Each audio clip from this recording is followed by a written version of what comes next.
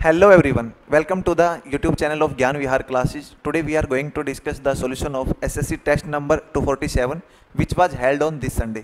तो चलिए स्टार्ट करते हैं अपन। पहले अपन स्टार्ट करेंगे रीजनिंग से। देखो पहला क्वेश्चन आपको दिख रहा है, आपको कुछ नंबर्स दिख रहे हैं, एक क्वेश्चन है, फिर आपको 4 ऑप्शन है। तो क्वेश्चन क्या कह रहा है, देखो आपको वो ऑप्शन सेलेक्ट करना है जो सेम रिलेशन शेयर करता है जैसा आपको ये नंबर शेयर करता है। यानी यहाँ से इन दो नंबर के बीच में यानी इस पेयर में कोई रिलेशन है, वो रिलेशन आपको ढूंढना है और नीचे बताना है किस ऑप्शन में वो आपका जो सेम जो पैटर्न यहाँ फॉलो हो रहा है या फिर रिलेशनशिप आपकी फॉलो हो रही है नीचे गिवन ऑप्शन में। देखो जब आप देख पा रहे हो ये संख्याएं एक दूसरे के बहुत ही नज़दीक है। यदि एक संख्या छोटी होती एक बड़ी होती, अपन ये मान लेते हैं भाई हो सकता है इसका स्क्वायर दे रखा हो, क्यूब दे रखा हो या किसी संख्या से गुणा कर रखी हो। अब यहाँ पे संख्याएं जब आसपास हैं तो हो सकता है कुछ जोड़ रखा हो, डिफरेंस ले रखा हो। जैसे मैं बात करूँ 199 में से 185 यदि मैं घटाऊंगा तो आपको 14 मिलेगा। अब ये 14 कहाँ से आया? ये 14 हो सकता है 185 का कोई फैक्टर हो या इसका स्क्वायर रूट करूं या फिर जो भी आपके लॉजिक माइंड में आ सकते हैं। यानी मैं 185 का यूज करके 14 कैसे लेके आऊँगा? यदि आप देख पा रहे हो तो 1 + 8 + 5 इन सब का जोड़ होता है 14, यानी 8 और 1 9 और 5 14। अब मैं 1 8 5 में यदि इसकी डिजिट का सम जोड़ता हूँ तो मुझे संख्या मिल रही है 199। अब ये सेम लॉजिक आप देखो किस ऑप्शन में है। देखो ऑप्शन नंबर डी में मुझे दिख रहा है भाई मैं 89 में 8 + 9 यानी 17 जोड़ूंगा तो मुझे 106 देगा और ये रिलेशनशिप आपको सिर्फ एक ही ऑप्शन में मिलेगा और वही ऑप्शन अपना आंसर है। तो चलिए नेक्स्ट क्वेश्चन पे चलते हैं। देखो नेक्स्ट आपका ये सीरीज है, अल्फ़ाबेटिकल सीरीज है। यहाँ पे क्या होता है, अपने को सोल्व करने का क्या तरीका है? सबसे पहले आप ये देखो टोटल इसमें आपको कुछ अल्फ़ाबेट्स दिए मिलेंगे, कुछ आपको गैप दिए मिलेंगे। तो गैप प्लस जो आपको अल्फ़ाबेट्स दिए गए हैं इनका टोटल कितना आ रहा है? यदि आप देख पा रहे हो जैसे पहला दूसरा तीसरा चौथा, जब इनको जोड़ोगे तो आपको टोटल 20 मिलेंगे। देखो ये सीरीज क्या होती है, रिपीट होती हैं कुछ के बाद, और वो रिपीटेशन क्या होगी इसके फैक्टर में। जैसे मैं बात करूँ 5 इसका फैक्टर है, 4 इसका फैक्टर है, तो या तो 5 5 का है आपके पेयर बनेंगे, 5 हर 5 के बाद वो पेयर रिपीट हो रहे हैं या 4 के बाद। अब ये कैसे डिसाइड करेंगे कितने के बाद रिपीट होंगे? जैसे आखिरी में वी दिया हुआ है मेरा, देखो इससे पहले वी मेरा यहाँ दे रखा है, यहाँ पे मैं बात करूँगा वी देखो कितने के बाद रिपीट हो रहा है, 1 2 3 4 5। एल देख पा रहे हो आप, यहाँ से एल यहाँ है 1 2 3 4 5, यानी मुझे पता लग गया मेरे 5 5 के पेयर बने हैं, यानी 5 के पेयर बने और टोटल 20 हैं तो 4 पेयर बनेंगे। अब जहाँ पे आपको जगह खाली दिख रही है वहाँ पे भर दो। जैसे मैं यहाँ की बात करूँ, पहले आपको दिखा, देखो स्टार्टिंग में यदि 5 के पेयर बनेंगे आपके तो ऐसे बना लो और यहां से, यानी ये 5 5 के स्टार्ट किया बने 1 2 3 4 5, फिर 1 2 3 4 5, 1 2 3 4 5। आप ऑब्जर्व कर पा रहे हो पहला अक्षर सब में एल है, तो जहां पे भी अपना एल है वहां पे जगह खाली है वहां पे भर दो। देखो सबके आगे एल आ गया। अब यहाँ पे जेड है, यहाँ पे जेड है, एल के बाद जेड आप भर दो। अब जेड के बाद देख पा रहे होगे यहाँ पे अपने को दे रखा है एक्स, तो एक्स भर दो। जेड के बाद एक्स यहाँ है, एक्स भर दो, एक्स भर दो। जब एक्स भरा यहाँ पे सी आ गया, यहाँ पे सी आ गया तो यहाँ पे सी भर दो। अब यहाँ पे सी भर दो। अब आपका देखो क्या बन गया, L Z X C, L Z X C, L Z X C V. ये अपने को पता लग रहा है आखिरी अक्षर वी है, तो जहाँ पे खाली जगह है वहाँ पे वी भर दो। अब अपने को पैटर्न समझ में आ गया कि जो आपकी 5 5 चीज़ें रिपीट हो रही हैं वो है L Z X C V, L Z X C V, L Z X C V, L Z X C V. अब आपने जो भरा है जगह वो देखो, पहले पे एक्स है, दूसरे पहले पे एल है, फिर एक्स है, तीसरे पे वी है, चौथे पे फिर एक्स है, तो आपका ऑप्शन ए ये आपका राइट आंसर है। चलिए नेक्स्ट क्वेश्चन पे चलते हैं। देखो नेक्स्ट क्वेश्चन कह रहा है, देखो ये क्वेश्चन है ये आपका कोडिंग डिकोडिंग का है। ये कह रहा है किसी लैंग्वेज में आपका एड्रेस है उसका कोड है वो 25 है और बोल्ट का कोड 13 है। देखो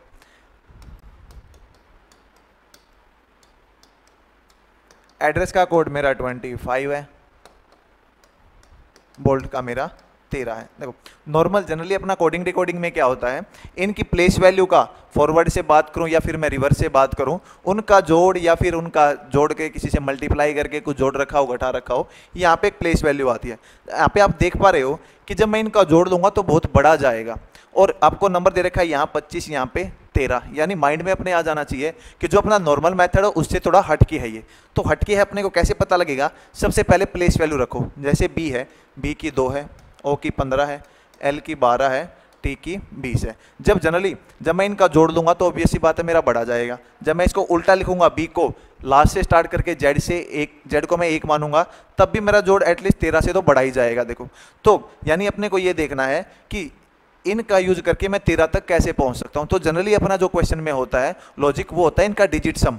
जैसे आप देख पा रहे हो 2 को मैं लिखूंगा 2, 15 को लिखूंगा 6, इसको लिखूंगा 3, इसको लिखूंगा 2। यदि आप जोड़ पा रहे हो 6, 2, 8, 2, 10 और 3, 13, यानी डिजिट सम आपका बराबर आ गया। ऐसे इसमें जोड़ो 1, 4, 4, देखो 18 को मैं लिखूंगा 8 और 1 9, ई को 5, ये 19 है।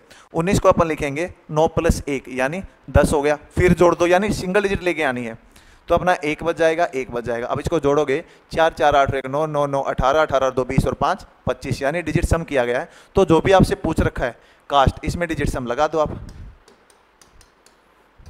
देखो ये 3, 1, 19, 20 और 5, यहाँ पे 3 आ गया, 1 आ गया, 9 और 1 10, 10 में 1 और 0 है, फिर जोड़ दो, जब तक जोड़ते रहो जब तक सिंगल डिजिट ना आ जाए। ये आ गया 5। अब इनको जोड़ो 3, 2, 5, 5, 10 और 2 12, ये आपका राइट आंसर है। नेक्स्ट है, देखो नेक्स्ट कह रहा है, यही फिर कोडिंग रिकॉर्डिंग का है। ये कह रहा है किसी निश्चित कोड में बेल को आपका लिखते हैं, वो लिखते हैं 1, 1, 1, 1, 4, 1।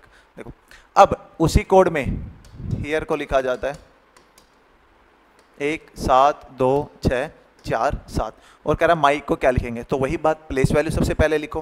देखो इसकी प्लेस वैल्यू 2 है, इसकी 5 है, इसकी 12 है, इसकी 12 है। यदि आप देख पा रहे हो 12, 12, 11, 11, 5, 4, 2, 1, यानी वैल्यू आपकी घट रखी है कैसे, क्रॉसिंग में।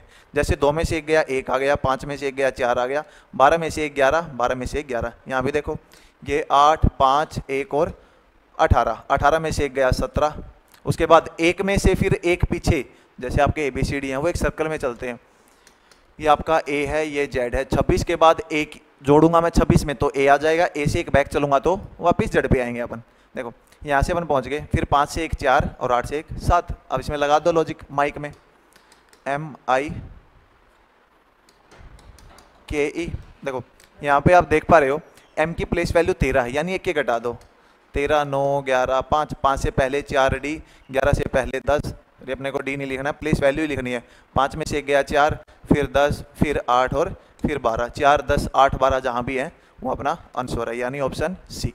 नेक्स्ट कह रहे हैं कौन सी 2 डिजिट को मैं इंटरचेंज करूं कि मेरी इक्वेशन है वो करेक्ट हो जाए। देखो ऑप्शन यदि अपन रिजेक्ट कर सकते हैं तो करो। वो कैसे रिजेक्ट कर सकते हैं, सबसे पहले देखो अगर मुझे ये इक्वेशन सही बनानी है, यानी 384 डिवाइड बाई 16 है, यदि मैं इन दोनों को किसी से रिप्लेस कर रहा हूँ, यहाँ पे देखो डिजिट रिप्लेस करनी है, ध्यान रखना यहाँ पे 2 टाइप की संख्या देगा।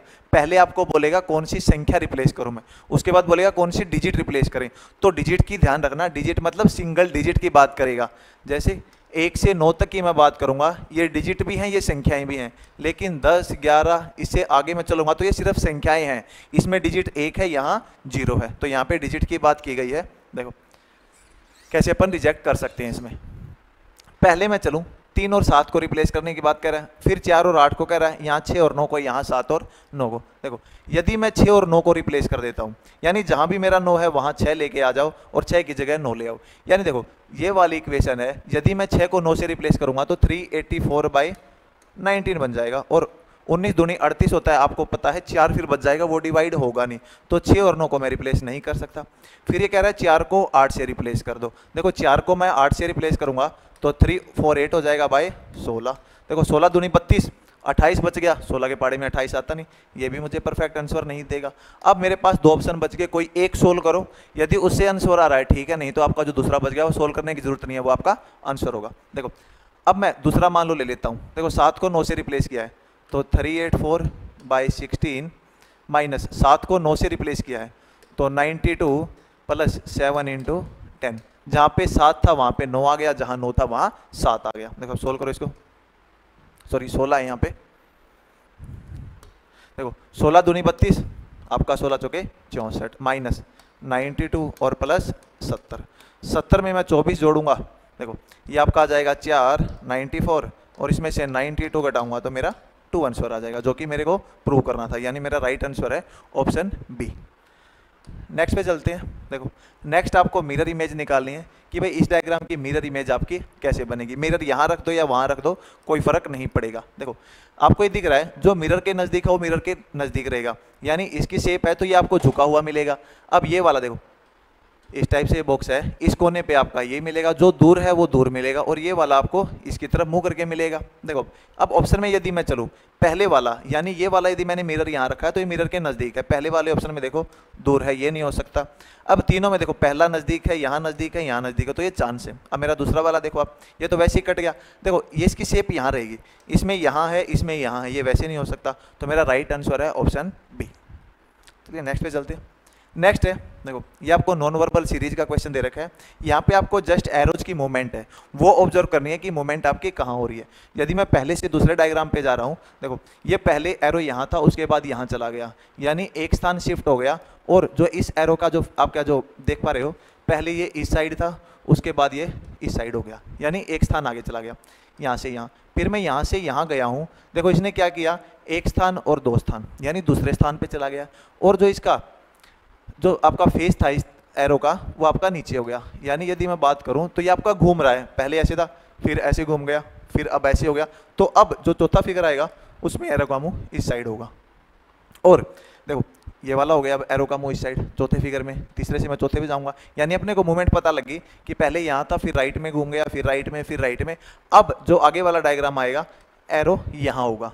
अब अपने को गैप देखना है कितने कितने गैप के बाद। देखो यहाँ से मैं यहाँ गया था तो आपका एक शिफ्ट हुआ था, यहाँ से मैं यहाँ गया हूँ तो आपका दो पे शिफ्ट हुआ है, यहाँ से मैं यहाँ गया हूँ फिर एक पे शिफ्ट हुआ है, यानी एक पे शिफ्ट, दो पे शिफ्ट, फिर एक पे शिफ्ट, और अब आपका दो पे शिफ्ट होना चाहिए। यानी इस एरो को दो पे शिफ्ट करके ऐसे ऊपर ले जाओ, तो दो पे शिफ्ट करेंगे मतलब पहला यहाँ, दूसरा यहाँ। तो इसमें जो ये क्वेश्चन है आपका, जो एरो है ये यहाँ पे आएगा। अब ये देख लो स्टार्टिंग वाला एरो यहाँ पे किस फिगर में है, एक ही फिगर है अपना, ऑप्शन सी जो अपना आंसर देगा। उसके अलावा इसके अलावा आप किसी भी एरो को ले सकते थे, उसकी मूवमेंट आपको ऑब्जर्व करनी है कि वो कहाँ गया है और आपका कितना डिग्री पे घूम रहा है, या फिर कितने स्थान छोड़ के वो आगे जा रहा है।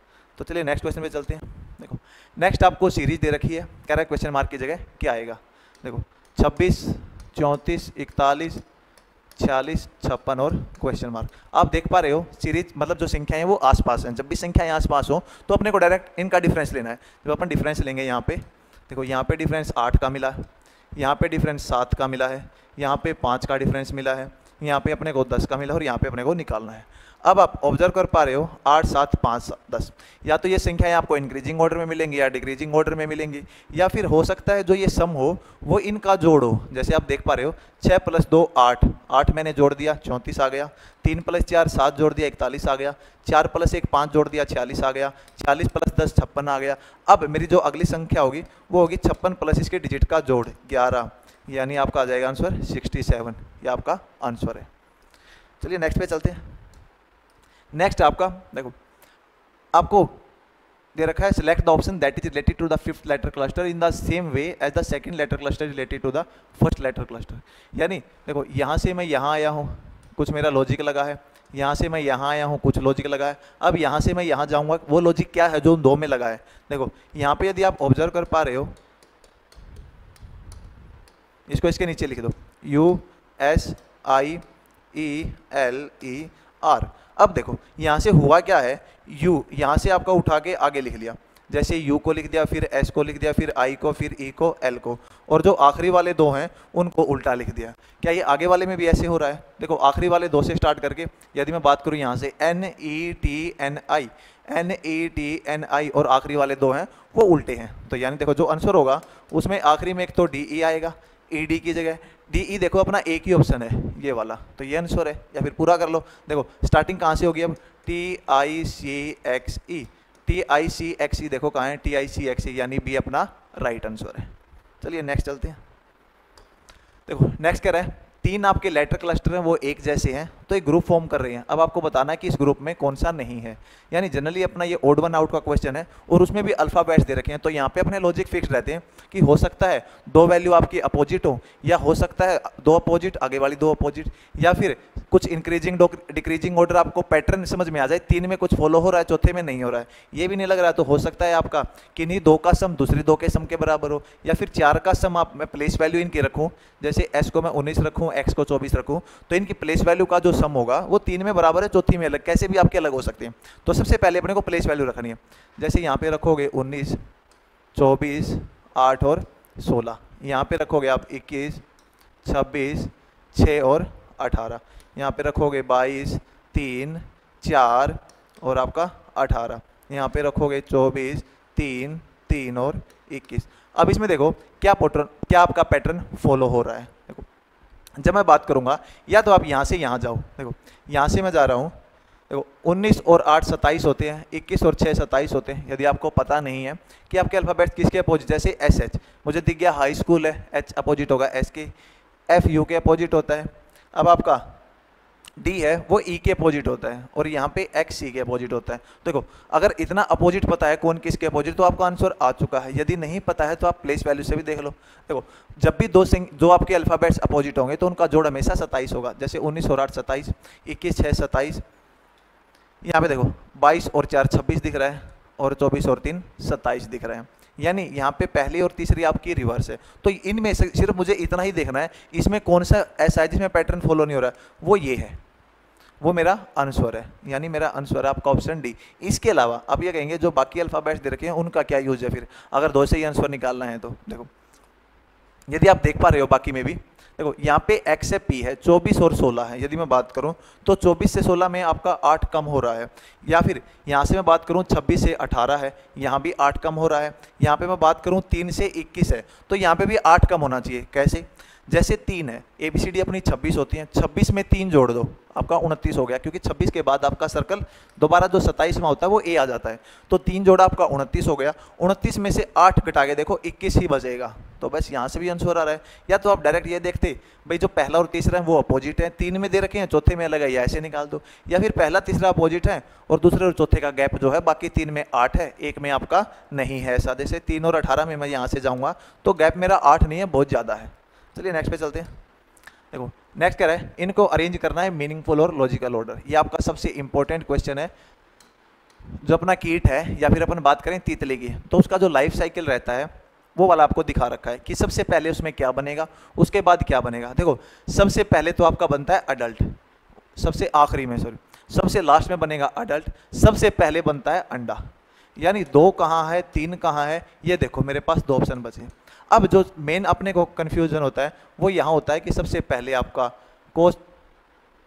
कोस्थट कीट यानी प्यूपा या लार्वा, इनमें से क्या बनता है। ये दोनों ही आपको डाउट क्रिएट करते हैं एग्जाम में। या तो ये ऐसे ही आता है या फिर इसके साथ 1-2 टर्म और ऐड कर देता है, तो वहाँ पे काफ़ी कन्फ्यूजिंग रहता है। तो हमेशा ध्यान रखना आपका। देखो जो आपका लाइफ साइकिल होता है वो पहले होता है एग का, उसके बाद आपका रहता है लार्वा का, उसके बाद आपका बनता है प्यूपा और उसके बाद आपका बनेगा अडल्ट। यानी इसको याद कैसे करेंगे, देखो ई के बाद एल आता है, एल के बाद पी आता है। अब आगे घूम के ABCD खत्म हो जाए तो 26 के बाद आपका ए आता है। तो यानी आपका ऑप्शन सी सही आंसर है। चलिए आगे चलते हैं। ये कह रहा है ए एंड बी का मतलब है ए बी का पुत्र है, ए हैश बी का मतलब है ए बी की बहन है, A@बी का अर्थ है ए बी का भाई है, A% बी का अर्थ है ए बी का पिता है, A-बी का अर्थ है ए बी की पुत्री है, और फिर स्टार का मतलब दे रखा आपको ए बी की पत्नी है। देखो यहाँ पे कह रहा है ई एल से किस प्रकार संबंधित है। तो सबसे पहले ई और एल को आप ढूंढो। जैसे मुझे ई यहाँ दिखा, एल यहाँ दिखा, तो मेरे लिए क्वेश्चन इंपॉर्टेंट बस इतना ही है। बाकी आगे क्या है पीछे क्या है कोई इंपॉर्टेंट नहीं है। देखो पहले दे रखा है E%Z, अब परसेंट ढूंढो आप कहाँ है। देखो परसेंट ये रखा E%Z, इसका मतलब है ई है वो जेड का पिता है, फादर है, इसलिए अपन ने प्लस लिख दिया। फिर कह रहा है जेड एंड एल, यानी जेड और एल में रिलेशन दे रखा है, और ये एंड देखो कहाँ है, एंड यहाँ है। देखो ये कह रहा है जेड है वो एल का पुत्र है। देखो जेड है वो ई जेड का फादर है और जेड एल का भी पुत्र है। तो पुत्र पुत्री का रिलेशन हमेशा एक तो मदर से रहता है एक फादर से रहता है। ये फादर हो गया, फादर के अलावा यदि किसी का पुत्र है ये तो इसकी मदर का है। तो यानी हम कह सकते हैं कि जो आपकी एल है वो जेड की माता है। अब अपने से यही पूछा था कि ई एल से किस प्रकार संबंधित है, यानी ई और एल आपस में पति पत्नी है। तो ई क्या है, एल से हस्बैंड है, जो आपका ई है वो एल का क्या है, हस्बैंड। बस अपने को यही देखना है कि जो अपने से पूछा गया है वो क्वेश्चन में कहाँ आ रहे हैं और उनका जो आपको जो ऊपर मतलब दे रखा है बीच में उनके जो सिंबल दे रखे हैं उनका क्या मतलब है। चलिए नेक्स्ट पे चलते हैं। देखो ये कह रहा है कि क्वेश्चन मार्क की जगह क्या आएगा। देखो यहाँ पे क्या होगा आपका जनरली आपको दो फिगर दिए होंगे और तीसरे फिगर में क्वेश्चन मार्क आपको दिया गया होगा। अब आपसे ये पूछेगा कि कहीं पे क्वेश्चन मार्क की जगह क्या आएगा। तो सबसे पहले इन दो फिगर का यूज करके आपको ये निकालना है, इन दो फिगर का यूज करके निकालना कौन किसके अपोजिट है। वो कैसे निकालेंगे, जैसे दोनों में जो कॉमन है उससे आगे चलो। देखो कॉमन के आगे यहाँ इक्वल आया, कॉमन के आगे यहाँ पे आया मल्टीपल, यानी ये इसके अपोजिट है। फिर आपका आ गया ये ट्रायंगल आ गया, फिर आपका आ गया ये आ गया, यानी ये इसके अपोजिट है। अब देखो यहाँ से अपना ये निकल गया। उसके बाद जो आपका डिवाइड का सिंबल दे रखा है और एक और सिंबल और दे रखा है आपको, ये जो स्क्वायर है, यानी ये इसके अपोजिट हो जाएगा। इन दो का यूज करके अपने को अपोजिट निकालना है। अब देखो अपने को क्या करना है, यानी यहां से मैंने अपोजिट निकाल लिया। देखो अब जो आपका निकालना है, जहां पे आपको क्वेश्चन मार्क निकालना है, उसमें ये देखो क्या इन दोनों में से क्या कोई ऐसा फिगर है जिसमें मेरा ये जो आपको सर्कल दिख रहा है या स्क्वायर दिख रहा है, कोई एक आकृति या दोनों आकृति दिख रही हो। कोशिश करना पहले वो आकृति लो जिसमें दोनों दिख रहे हो। जैसे आपका सर्कल और स्क्वायर मुझे कहीं नहीं दिख रहा है दोनों एक साथ, लेकिन मुझे सर्कल यहाँ पे दिख रहा है, यहाँ पे सर्कल इसमें यहाँ है, इसमें यहाँ है। तो मेरे को ये डायग्राम अब लेना है और इसमें क्या करना है अपने को, जो जिसके अपोजिट जो है वो लिख लेना है। जैसे मैं यहाँ पे बात करूँ, जो अपना क्रॉस है उसके अपोजिट इक्वल है, जो अपना डिवाइड है उसके अपोजिट यहाँ जाएगा, ये आपका स्क्वायर है इस पे लास्ट वाले पे, और जो अपना सर्कल है उसके अपोजिट यहाँ पे ट्रायंगल है। यानी यहाँ पे अपन ने देखिए डिवाइड के अपोजिट ये आपका स्क्वायर आ गया, सर्कल के अपोजिट ट्रायंगल आ गया और इनटू के अपोजिट इक्वल आ गया। अब देखो जब भी आपको कोई भी तीन एक पासे के तीन फेस आपको दिखते हैं तो वो किसी कोने वाले दिखते हैं, यानी कोई कोना होगा। जैसे कि आप देख पा रहे हो ये कोना है, इस कोने से लगते आपको लगातार तीन दिखेंगे, ये वाला और ये वाला। अब यहाँ पे अपने को एक ही पैटर्न फॉलो करना है, या तो आप क्लॉकवाइज घूम जाओ या एंटी क्लॉकवाइज, क्योंकि मैं डाइस को कैसे ही रख लूँ, जैसे मेरा एक कोना दूसरे से राइट में आ रहा है तो हमेशा वो आपके राइट में रहेगा। तो यहाँ से यदि मैं बात चलूँ, देखो यदि मैं क्लॉकवाइज जाता हूँ तो मेरा सर्कल से आगे मेरा स्क्वायर आ रहा है, स्क्वायर से फिर कहीं क्वेश्चन मार्क आ रहा है, फिर मेरा घूम के स्क्वायर आ रहा है। अब वो दो कोने ढूंढो जहाँ पे आपको स्क्वायर और सर्कल एक साथ दिखाई देंगे। देखो यहाँ पे आपका सर्कल है, वहाँ स्क्वायर है, वो या तो मुझे इस कोने से दिखाई दे सकते हैं या फिर मुझे नीचे वाले कोने से दिखाई दे सकते हैं। यदि मैं नीचे वाला कोना देखूँ तभी मेरा एक साइड ये रहेगा, एक साइड ये रहेगा और ये एक जो नीचे दे रखा है वो रहेगा। अब देखो यदि मैं या तो मैं यहाँ घूमूंगा घड़ी की दिशा में या फिर मैं यहाँ घूमूंगा, अब जिसमें भी अपना ये वाला पैटर्न फॉलो हो जाए अपना वो अनुसार है। देखो ऊपर मैं गया यहाँ से यहाँ, देखो यहाँ से सबसे पहले मेरा क्रॉस था, क्रॉस से मैं गया हूँ स्क्वायर से, स्क्वायर से फिर मैं गया सर्कल पे, यानी मैं घड़ी की दिशा में स्क्वायर से जा रहा हूँ सर्कल पे, फिर मैं जा रहा हूँ क्रॉस पे। और यहाँ पे घड़ी की दिशा में देखो मैं स्क्वायर से जा रहा हूँ कहीं और, यानी मैं घड़ी की दिशा में जा रहा हूँ सर्कल से जा रहा हूँ स्क्वायर की तरफ, और जबकि ऊपर आप देखोगे आप स्क्वायर से जा रहे हो सर्कल की तरफ, यानी अपोजिट है दोनों। और नीचे वाले पे फॉलो करोगे, देखो पहले यहाँ पे आपका सर्कल है, सर्कल से इसके पीछे जाऊंगा मैं आपका स्क्वायर है, और स्क्वायर से फिर मैं नीचे आऊंगा आपका इक्वल है, यानी सर्कल से मैं गया स्क्वायर पे, स्क्वायर से गया इक्वल पे, तो सर्कल से मैं गया स्क्वायर पे, स्क्वायर से गया इक्वल पे। तो ये अपने को सेम जो यहाँ पे जो दो दे रखे होंगे वो देखना है। जैसे सर्कल के बाद आपका स्क्वायर यहाँ पे आ रहा है या ऊपर आ रहा है, यदि ऊपर आ रहा होता तो तीसरा सिंबल अपना ये हो जाता, नीचे आ रहा है तो तीसरा सिंबल अपना ये हो जाएगा। तो इसका आंसर है इक्वल। नेक्स्ट है, देखो नेक्स्ट क्या है, ये अगर आपको करेक्ट कॉम्बिनेशन चूज करना है मैथमेटिकल साइंस का जो स्टार को रिप्लेस करे और इक्वेशन को बैलेंस कर सके। देखो सबसे पहले तो ऐसे क्वेश्चनों में ये देखो डिवाइड कहाँ दे रखा है और डिवाइड कहाँ आ सकता है। देखो यदि मैं बात करूँ यहाँ पे डिवाइड नहीं आ सकता, यहाँ नहीं आ सकता, क्योंकि 5/15 हो जाएगा, 15/320 हो जाएगा, यहाँ नहीं आ सकता, 2/45 हो जाएगा। मुझे एक परफेक्ट वैल्यू चाहिए, तो मेरा कोई डिवाइड आ सकता है वो इन दो के बीच में आ सकता है, यानी सेकंड लास्ट स्टार है मेरा वो डिवाइड हो सकता है। देखो सेकंड लास्ट नहीं है यहाँ डिवाइड, इसको काट दो।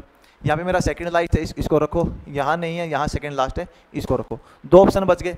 अब मुझे चलना है क्रॉस पे। क्या मेरी मल्टीप्लिकेशन ऐसी तो नहीं है कि वो बहुत बड़ी मुझे संख्या दे दे। जैसे मैं बात करूँ, अब मैं चला, मानो देखो मुझे क्रॉस यहाँ दे रखी है और यहाँ दे रखी है, बी फिगर में दे रखा है मुझे 5×15 और तीसरे वाले में दे रखा है मुझे 15×320, यानी और मुझे लेके आना है 190।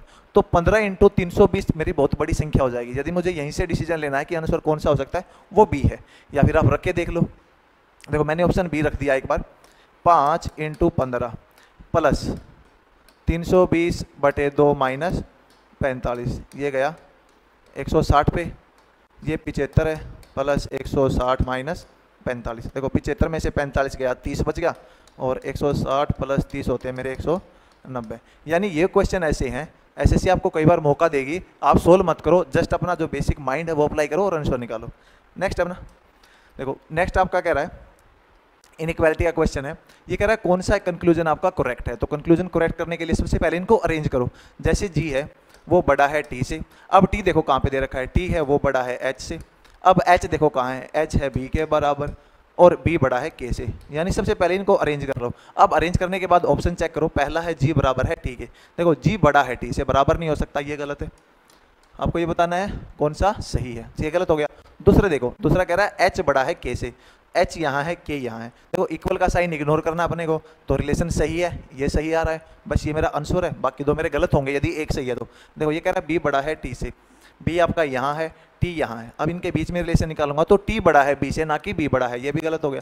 फिर है एम बड़ा है जी से, देखो एम आपका कहाँ दे रखा है, एम टी के बराबर है, यानी एम अपना रह गया था, यहाँ रख लो, एम यहाँ दे रखा है, वो टी के बराबर है। अब देखो ये कह रहा है एम बड़ा है जी से, यदि मैं यहाँ से यहाँ चलूंगा तो जी बड़ा है मेरा एम से, ना कि एम बड़ा है, तो ये आपका गलत हो गया। तो एक ही ऑप्शन मेरा सही है, वो है आपका एच बड़ा है के से। चलिए नेक्स्ट पे चलते हैं। नेक्स्ट कह रहा है देखो आपको एक सेट दे रखे हैं, इनमें जो भी मैथमेटिकल ऑपरेशन लग रहा है वो आपको बताना है कि नीचे 4 ऑप्शन है, इसमें से किस में वो चीज़ फॉलो हो रही है। देखो यदि आप देख पा रहे हो 7, 11 और 72, अब 72 की बात करें अपन, और दूसरा है 5, 8 और 39। देखो ये दो छोटी संख्याएं हैं, इनका यूज करके इनको जोड़ना है, घटाना है, गुना करना है, स्क्वायर लेना है, क्यूब लेना है, डिफरेंस लेना है, कैसे भी करके मुझे 72 पे आना है। अब देखो क्या मैं इन दोनों को जोड़ रहा हूँ, जैसे ये 18 आ गया, ये आपका 13 आ गया, आपको ये मल्टीपल नहीं दिख रहा, 18 चौक 72, 13 3 39, यानी ये 4 और 3 क्या है, देखो 7 और 11 में आप देख पा रहे हो इनका डिफरेंस 4 है, यानी इनका जोड़ और इनका डिफरेंस गुणा कर दिया, या फिर ए स्क्वायर माइनस बी स्क्वायर आपका क्या होता है, ए प्लस बी ए माइनस बी। यहाँ पे देखो 5 और 8 है आपका, जोड़ा इनको 13 आ गया, डिफरेंस लिया 3 आ गया, यानी इनकी गुणा कर दी 39 आ गया। देखो अब इनमें से किस ऑप्शन में ये फॉलो हो रहा है, भाई जोड़ और आपका जो डिफरेंस है उनका प्रोडक्ट आपका ये आना चाहिए। जैसे पहला ही चला मैं, 7 और 4 का जोड़ 11 और बड़ी में से छोटे घटा दो 3, 33 आ गया। बस जो भी पैटर्न फॉलो हो रहा है ये बताना ना कौन सी संख्याएं रिलेटेड है। कई बार क्वेश्चन ऐसा भी आ जाता है कौन सी रिलेटेड नहीं है, वहाँ पे 3 में ये फॉलो होगा, चौथी में नहीं होगा, तो ये मेरा आंसर है। यदि ये आंसर सही है तो बाकी सब गलत होंगे। जैसे देखो 23 कभी भी प्राइम नंबर है, किसी का मल्टीपल नहीं मिलेगा, ऐसे ही 1 नहीं मिलेगा यहाँ पे मल्टीपल, ऐसे ही 13 नहीं मिलेगा, या फिर वैसे रिजेक्ट हो रहे थे, या फिर हो सकता है 13 मिल जाए जब डिफरेंस 1 हो जाए, तो लेकिन यहाँ पे जोड़ आपका जब डिफरेंस आपका 1 हो और जोड़ आपका 13 हो जाए, लेकिन यहाँ पे देखोगे 5 और 6 11 ही हो रहा है, डिफरेंस भले ही 1 हो, तो जो आपका आंसर है वो ऑप्शन ए। नेक्स्ट चलो, नेक्स्ट कह रहा है ये आपको सीरीज दे रखी है, सीरीज में कुछ नहीं करना, जस्ट इनके प्लेस वैल्यू यदि आपको पता है तो कुछ वैल्यू घटेगी कुछ बढ़ेगी। यहाँ से आप देख पा रहे हो क्यू पी ओ एन, जैसे इसकी प्लेस वैल्यू 17 16 15 14, तो अब आने चाहिए 13 एम, फिर आर डब्ल्यू बी जी, यानी 18 5 23, 23 और 5 आपका आ जाएगा 28। देखो ए बी सी डी 26 है, 2 पे जाऊंगा मैं, बी पे आएगा, अब 5 और 2 7, अब 7 और 5 12, 12 पे आपका आता है एल, बस एम एल देखो कहाँ है, एम एल, ये आपका आंसर है। अगर आखिरी वाला भी करना है तो भी कर लो। देखो एम से मैं डी पे गया हूँ, यानी वैल्यू घटी है, ये 13 है, ये आपका 4 है, 9 घट गई, फिर यहाँ पे 9 घट गई, फिर 21 से मैं 12 पे गया, 9 घट गया, अब 12 में से 9 घटा दो 3, 3 पे आता है सी, तो ये आपका राइट आंसर है। नेक्स्ट है ये आपको सिलोक दे रखा है, स्टेटमेंट है, कंक्लूजन है। पहला कह रहा है देखो कुछ टेस्ट है वो एग्जाम है, यानी कुछ टेस्ट है वो आपके एग्जाम है।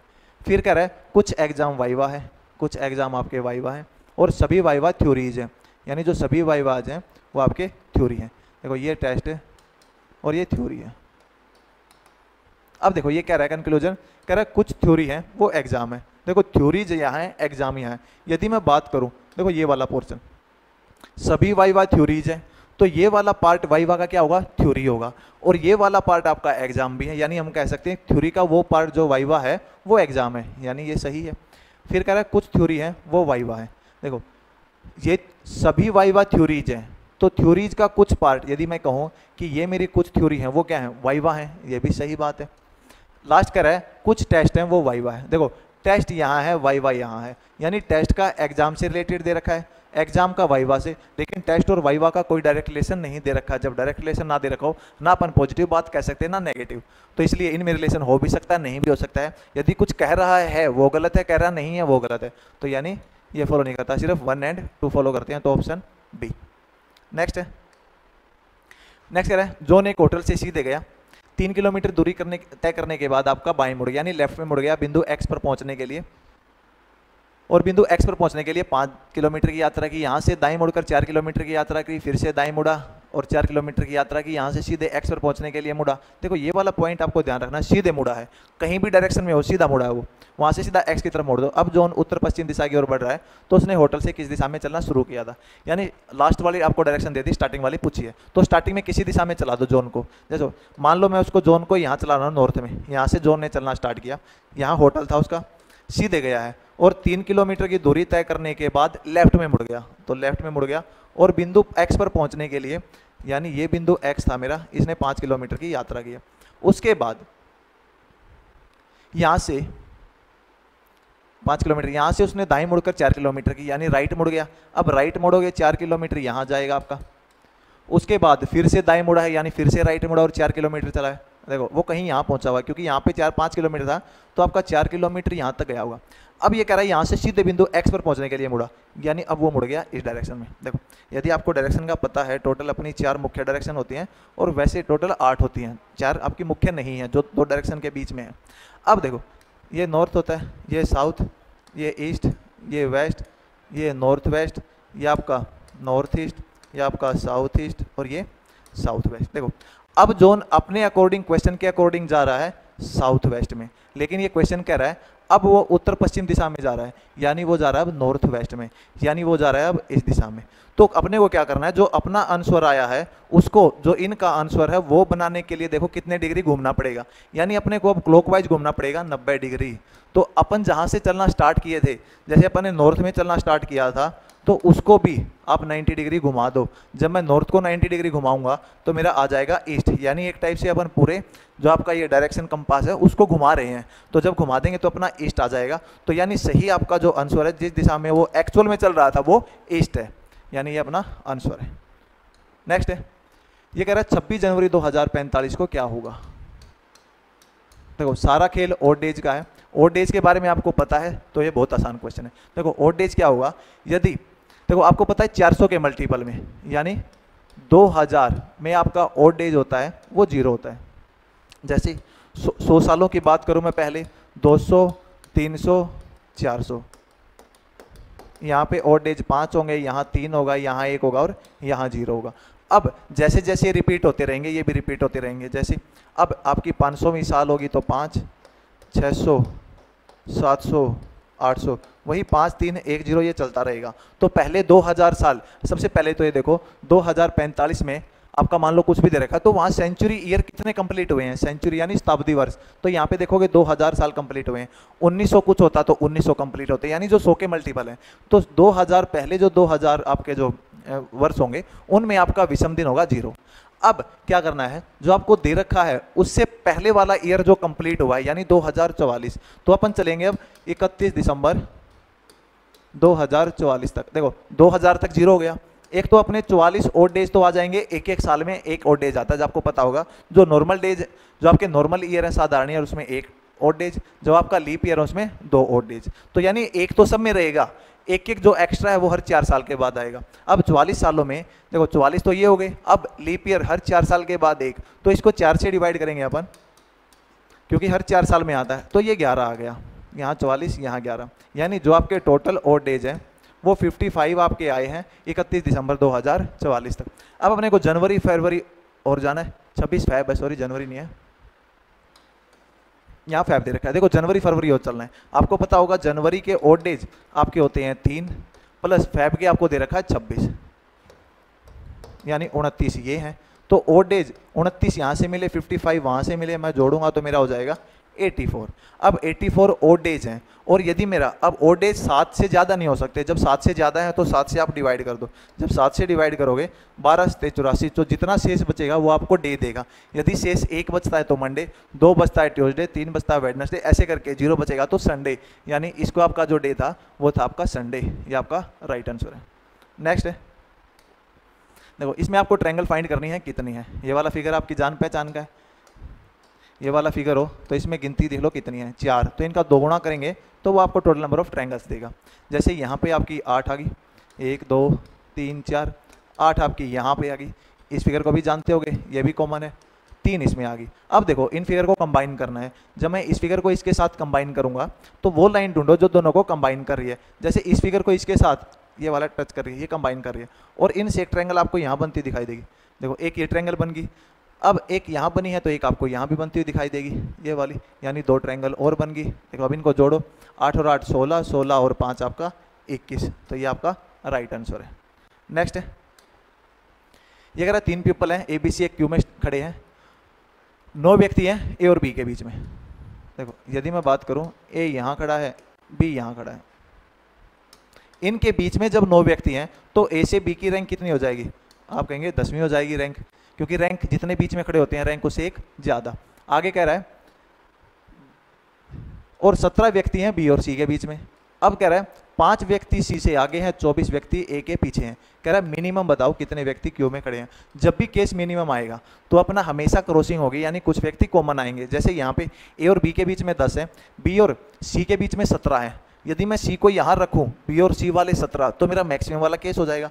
जब मैं सी को यहाँ रख दूंगा, कुछ कॉमन आ जाएंगे, तो मेरा मिनिमम वाला केस है, यानी मुझे मिनिमम बनाने के लिए सी यहाँ रखना पड़ेगा। देखो अब ये कह रहा है बी और सी के बीच में 17 है, जब 17 बच्चे हैं तो रैंक कितनी हो जाएगी? 18वीं हो जाएगी। देखो ए से बी की रैंक 10वीं, बी से सी की रैंक आपकी 18वीं, तो ए से सी के बीच की रैंक कितनी हो जाएगी? 18 - 10 8वीं। अब देखो ये कह रहा है आगे 5 व्यक्ति हैं सी से आगे। देखो अब आगे यदि मैं इस साइड ले रहा हूं तो मेरे पता है मुझे रैंक 18वीं है, बहुत सारे बच्चे हैं, तो मुझे इसके आगे 5 लेना है, तो यानी आगा मेरा कहाँ होगा? यहाँ होगा, और आगे यदि यहाँ है तो पीछे यहाँ होगा। अब देखो ये कह रहा है सी के आगे आपके 5 हैं, यदि इसके आगे 5 है तो सी की रैंक यहाँ से कितनी हो जाएगी? 6 हो जाएगी। और जो आपका ए है उसके पीछे 24 हैं, यानी ए आपका यहाँ है, इसके पीछे यदि 24 बच्चे हैं तो इसकी रैंक कितनी हो जाएगी? 25वीं हो जाएगी। बस अब अपने को टोटल निकालना है। देखो यहाँ से यहाँ रैंक 6ठी, यहाँ से 8वीं, यहाँ से 25वीं, तो टोटल अपना आ जाएगा, वो हो जाएगा 25 + 8 + 6 - 1। जब इनको जोड़ोगे, एक क्यों माइनस किया? क्योंकि जब आप 1 पे लेके चलोगे वो दोनों साइड से 2 बार काउंट हो रहा है आपका, तो ये 14, 14 में से 1 गया 13, यानी 25 + 13, ये आ गया 38। ऑप्शन नंबर डी ये आपका सही आंसर है। नेक्स्ट है, देखो ये कह रहा है मिसिंग नंबर आपको बताना है।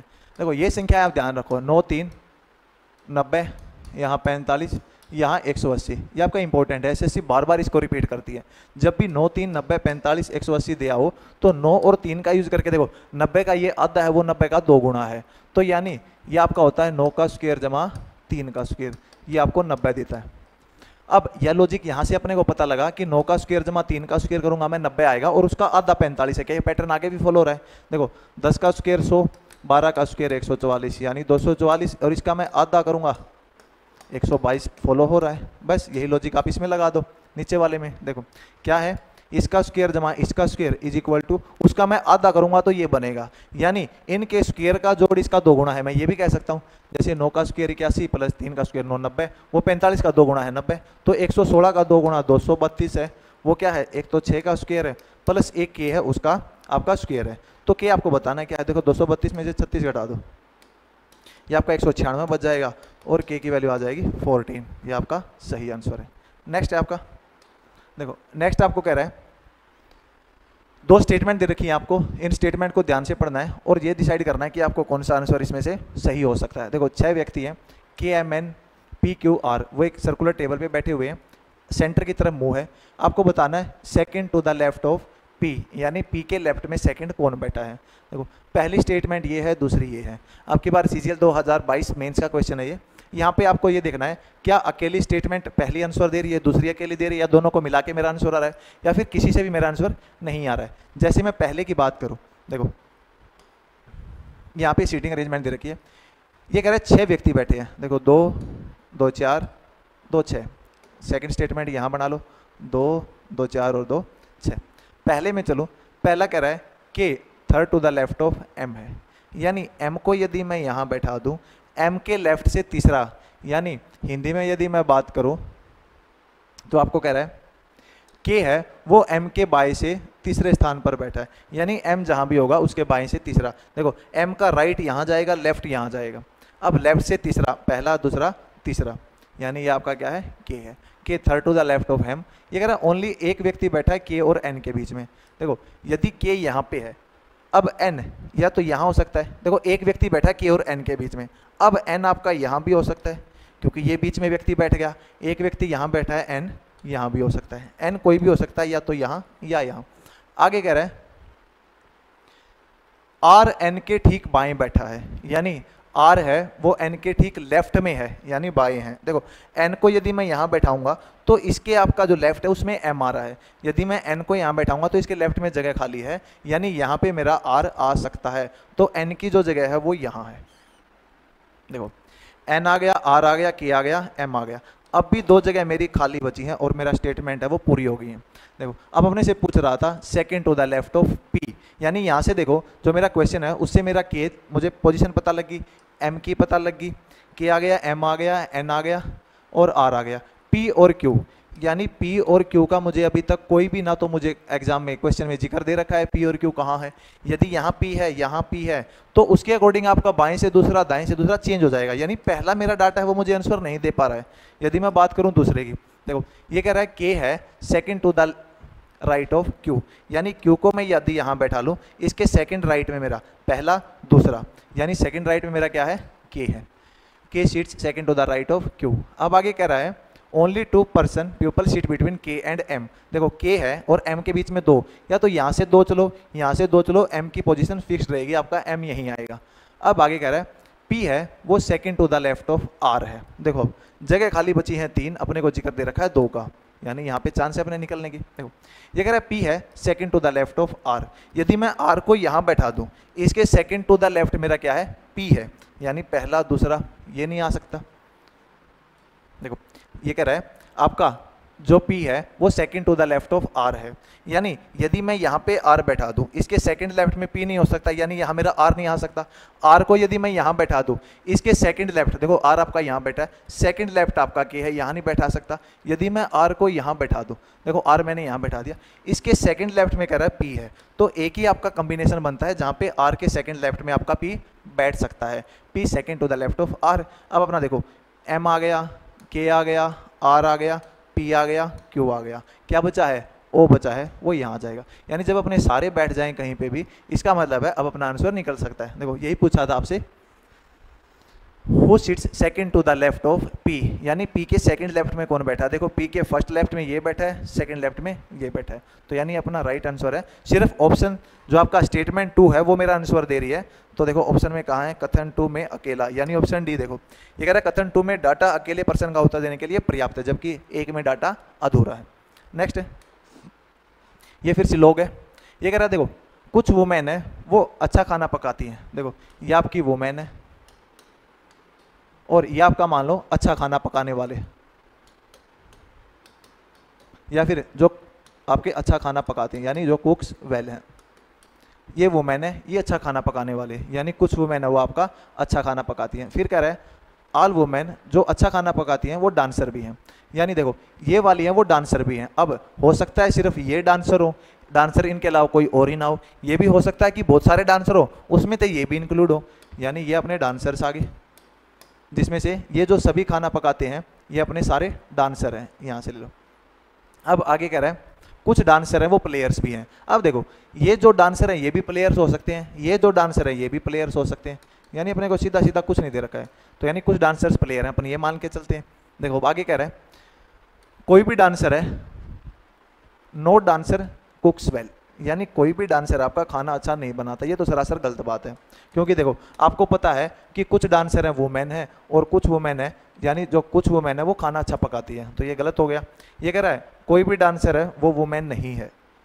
देखो ये डांसर्स हैं, ये वुमेन है, देखो आपको ऊपर ही दे रखा है all women who cooks well are dancer too, यानी जो अच्छा खाना पकाती है वो डांसर भी हैं। और नीचे कह रहा है कि कोई भी डांसर वुमेन नहीं है, ये भी गलत हो गया। तीसरा कह रहा है कुछ प्लेयर हैं वो वुमेन है। देखो कुछ प्लेयर हैं वो आपके वुमेन है। देखो अपने को सिर्फ ये पता है कुछ प्लेयर हैं वो डांसर्स हैं, अब वुमेन वो हो भी सकते हैं नहीं भी हो सकते हैं, यानी ये भी अपना सही नहीं है। तो इसमें तीनों में, यानी तीनों में अपना एक भी ऑप्शन सही नहीं है, तो अपना कौन सा है, लेकिन आप यदि ऑब्जर्व कर पा रहे हो, देखो ऑप्शन देखो, कहीं भी ऐसा नहीं दे रखा मेरा कोई भी फॉलो नहीं कर रहा है, यानी तीनों फॉलो नहीं कर रही है। जब तीनों फॉलो नहीं कर रहे हो तो अपने को देखना है क्या मेरा आइदर और तो नहीं बन रहा है कहीं पे। आइदर और के लिए दो ही कंडीशन है, देखो ए और बी हैं, यदि उनके बीच में कोई भी रिलेशन नहीं निकल रहा है तो उनके बीच में दो ही रिलेशन होंगे, या तो ए बी का कुछ लगता है या नहीं लगता है। यानी जब भी आपको सम और नॉट दिख जाए तो यहाँ पे आपका लगता है आइदर और। जैसे यहाँ पे देखो जो आपका थर्ड और फोर्थ है, some player are women, no player is a women, यानी या तो कुछ प्लेयर वुमेन है या भी कोई भी वुमेन प्लेयर नहीं है। दो ही कंडीशन हो सकते हैं, या तो कुछ है या नहीं है। यानी आपका तीसरा और चौथा है, उसमें यदि मुझे ऑप्शन में आइदर और दे रखा है तो वो मेरा सही होना चाहिए। अब देखो क्या किसी में आइदर और दे रखा है, आपको दे रखा है सी में, यानी सी वाला ऑप्शन देखोगे आइदर 3 और 4, यानी आपका फॉलो कर रहा है। देखो अगर दे रखा है कोई फॉलो नहीं कर रहा है तो सही है, या फिर आइदर और दे रखा है तो वो आपका सही है। तो ये रीजनिंग थी। अब अपन स्टार्ट करते हैं मैथ को। एक बार पहुंच लो। अब अपन स्टार्ट करते हैं मैथ। देखो पहला क्वेश्चन है, आपको दिख रहा है, इसको सोल्व करना है जस्ट। देखो यहाँ पे क्या जनरली इस क्वेश्चन का आंसर आपका 0 ही रहता है। देखते यदि अपने पास टाइम कम है तो 0 लगाओ, क्योंकि वैल्यू आपकी जनरली कट जाती है। देखो क्या करना है, जस्ट इसको रैशनलाइजेशन करना है। रैशनलाइजेशन करेंगे तो बड़ी वैल्यू पहले लिख लेना, फिर छोटी लिख लेना, यानी इसको लिख सकते हैं अपन √6 + √3, ताकि जब रैशनलाइजेशन करें तो अपनी पॉजिटिव वैल्यू बचे। देखो सीधा कैसे करना है इसको, ये 3 √2 है, बट जब मैं इसको रैशनलाइजेशन करूँगा, एग्जाम में अपने को ऐसे कुछ नहीं करना है, बस जस्ट यहाँ पे एक करके बता देता हूँ क्या आएगा। यानी अपन को इसको अपोजिट साइन से, बीच में यदि माइनस है तो प्लस से, प्लस है तो माइनस से गुणा करना और डिवाइड करना है। देखो जब मैं ऊपर गुणा करूँगा तो मेरा डायरेक्ट आ जाएगा, यानी ये मुझे वैल्यू देगा 3 √12 - 3 √3, और नीचे देखो इसका square a + b a - b, a² - b², यहाँ पे मुझे वैल्यू दे देगा 3। यानी मैं कह सकता हूँ, देखो अब ऊपर 3 कॉमन आ रहा है, या काट दो या फिर डायरेक्ट आपको क्या करना है एग्जाम में। देखो एग्जाम में क्या करना है, ये तो अपनी यहाँ पे प्रैक्टिस, जब एग्जाम हो सीधा क्या करना है, देखो यहाँ 3 √2, अपने को पता है इसकी नेगेटिव वैल्यू ऊपर आएगी, √6 - √3, बड़े को पहले लेना, छोटे को बाद में ले लेना। अब नीचे देखो √a √b, √a + b, √a - b बचेगा तो a - b, डायरेक्ट इसका स्क्वायर करके बड़े में से छोटा घटा दो 3, यानी यहाँ बच जाएगा। आगे वाले में देखो क्या आएगा, 4 √3 है, बड़े में से छोटा घटाना है, 4 में से 2, 6 में से 2 गया, 4 बचेगा, और नेगेटिव लगा के ऊपर लिख दो। तीसरे वाला है उसमें क्या करना है, √6, बड़े में से जब छोटा घटाऊंगा स्क्वायर तो 1 बच जाएगा, और ऊपर बड़े में से छोटा घटा दो माइनस का साइन लगा के। अब बस इसको सोल्व कर लो। देखो पहले √12 आ गया, माइनस √6 आ गया, रूट आपस में क्या होते हैं, मल्टीप्लाई भी होते हैं। देखो 4 से 4 कट गया, अब माइनस √18 आ गया, प्लस √6 आ गया, प्लस देखो √18 आ गया, अब माइनस √12 आ गया। देखो 18 से 18 गया, 6 से 6 गया, 12 से 12 गया, 0 आ गया आपका आंसर, यानी आपका राइट आंसर। नेक्स्ट है, देखो नेक्स्ट कह रहा है ए और बी किसी टंकी को 15-20 घंटे में भर सकते हैं। दोनों नलों को एक साथ खोल दिया गया जब टंकी का 1/4 भाग भर जाता है। सबसे पहले देखो टंकी का 1/4 भाग कब भरेगा। देखो ए है वो 15 घंटे में भरता है, बी आपका 20 घंटे में। तो इनका एलसीएम ले लो एफिशिएंसी निकालने के लिए। एलसीएम आएगा आपका 60, देखो 15 चौके 60, 20 दिया 60, यानी ये आ गया अब आपका 1 घंटे का काम। देखो ये घंटे हैं आपके, ये आपको टोटल वर्क दे रखा है, ये आपकी एफिशिएंसी आ गई, या फिर 1 आवर का काम। 1 आवर में ये 4 लीटर भरेगा, ये 3 लीटर भरेगा। अब ये कह रहा है जब टंकी का 1/4 भाग भर जाता है, टोटल कैपेसिटी 60 लीटर है, 1/4 भाग यानी 15। देखो ये घंटे में 4 भरेगा, ये 3 भरेगा, यानी 1 घंटे में टोटल भरेगा 7। तो ये 15 आपका जो है, यानी 1/4 भाग कितना हो जाएगा, वो 15 लीटर हो जाएगा। यदि टंकी पूरे 60 लीटर की है तो 60/4 करेंगे तो 15 आ जाएगा। 15 कितनी देर में भरेगा, तो ये भर जाएगा 15/7, क्योंकि ये घंटे में 7 लीटर भर रहा है, तो 15 कितनी देर में भरेगा, 15/7 घंटे में। अब कह रहा है जब ये भर रहा है तो एक रिसाव हो गया जिसमें दोनों नलों द्वारा भरे जाने वाले पानी का 1/5 भाग बाहर निकल रहा है। देखो 1/5 भाग जब बाहर निकल रहा है 15 लीटर भरे जाने के बाद, तो पानी कितना आ रहा है, मैं कहूँगा 1/5 बाहर गया, 4/5 अब पानी आ रहा है, यानी टोटल 7 लीटर पहले आ रहा था, उसका 1/5 बाहर चला गया, तो 7 का कितना भाग बच गया, 4/5 भाग बच गया। अब देखो यानी 1 घंटे में अब इतना पानी आ रहा है, और टंकी कितनी भरनी बाकी है, ये कह रहा है 15 लीटर पहले भर चुकी है, 1/4 भाग, बचा हुआ कितना है देखो 60 में से 15 भर गया, बच गया कितना आपका, बच गया 45। तो यानी 45 अपने को भरना है इस स्पीड से, तो कैसे भरेंगे 45 बटे 28 गुणा 5, यानी टोटल काम 45 करना है, 1 घंटे में मेरा इतना ही भर रहा है। तो क्या करेंगे, कितने घंटे लगेंगे, तो टोटल काम बटे 1 घंटे का काम। देखो अब इसको गुणा करेंगे 225 बटे 28, यानी ये मुझे अब टाइम लग रहा है, ये मुझे पहले लगा था, टोटल टाइम मेरे से पूछा है, प्लस 15 बटे 7 कर दो। देखो नीचे 28 है, बराबर करने के लिए ऊपर नीचे 4 से गुणा, तो 225 प्लस 60 यानी 285 आ गया मेरा। 285 बटे 28, 28 दाएँ कितने होते हैं 280, यानी 10 सही 5 बटे 28 मेरा सही आंसर है। चलिए नेक्स्ट पे चलते हैं। देखो नेक्स्ट कह रहा है, ये आपको x प्लस 1/x 5 दे रखी है, इसकी वैल्यू निकालनी है, यानी अपने को निकालना है x की 4, 3x की 3, 5x square plus 3x plus 1 बटे x की 4 जमा 1। देखो ऊपर नीचे क्या करो, x प्लस 1/x मुझे 5 दे रखा है, तो सबसे इजी मेरे लिए निकालनी वैल्यू हो जाएगी वो मेरा x square plus 1/x square निकाल सकता हूँ, x की 3 बटे 1/x की 3 निकाल सकता हूँ इजीली से। अब 4 निकालने x की 4 जबकि नीचे नहीं है, तो थोड़ा टाइम लगेगा, कैलकुलेटिव हो जाएगा। तो इसको आसान बनाने के लिए मैं इस फॉर्म में कन्वर्ट कर लूँगा, और इस फॉर्म में कन्वर्ट करने के लिए क्या करो, इस सारे को x स्क्वायर से ऊपर नीचे डिवाइड कर दो। जब डिवाइड करोगे x स्क्वायर से तो ये x स्क्वायर बच जाएगा, ये 3x बच जाएगा, ये आपका देखो x स्क्वायर से डिवाइड करना है, ये आपका 5 बटे क्या दे रखा था 5x स्क्वायर था, तो यहाँ से 5 ही बच जाएगा। फिर आपका 3x है, इसको x स्क्वायर से डिवाइड करना है, तो 3/x बच जाएगा, ये 1/x स्क्वायर बच जाएगा, और नीचे बच जाएगा आपका x square plus 1/x square. अब देखो सारी वैल्यू मेरी x स्क्वायर और x में आ गई। अब मुझे पता है जब मेरा x प्लस 1/x 5 होता है, तो x square plus 1/x square क्या होगा, 5 का स्क्वायर माइनस 2 यानी 23, 25 में से 2 गया 23। अब देखो x square plus 1/x square, इन दोनों को मैं एक साथ लिख सकता हूँ, वो मेरी वैल्यू दे रखी है 23 प्लस, अब यहाँ पे देखो 3 कॉमन ले लूँ, ये मेरा आ जाएगा x plus 1/x, x plus 1/x दे रखा है मेरे को 5 प्लस आपको देखो क्या दे रखा है 5 और दे रखा है बटे x square plus 1/x square जो कि मुझे निकाला अभी मैंने 23, यानी देखो 23 प्लस 5 दिए 15 प्लस 5 यानी यहाँ से 20 आ गया, 20 और मैं 23 जोड़ूंगा तो 43/23, ये मेरा आंसर है, ऑप्शन ए। नेक्स्ट है आपका, ये कह रहा है 7 sin theta minus 24 cos theta is equal to 7 sin theta is equal to 24 cos theta के बराबर दे रखा है। देखो यदि मैं इसको इसके नीचे ले आऊँ तो sin theta by cos theta ये हो जाएगा 24/7, यानी टेंजेंट थीटा हो जाएगा 24/7। यदि मैं ये राइट एंगल ट्रायंगल की बात करूँ, ये यदि मेरा थीटा है, इसमें टेंजेंट थीटा क्या होगा इसके बटे ये, यदि ये 24 है ये 7 है, तो ये मेरी क्या होती है, ये 25 होती है राइट एंगल ट्रायंगल में।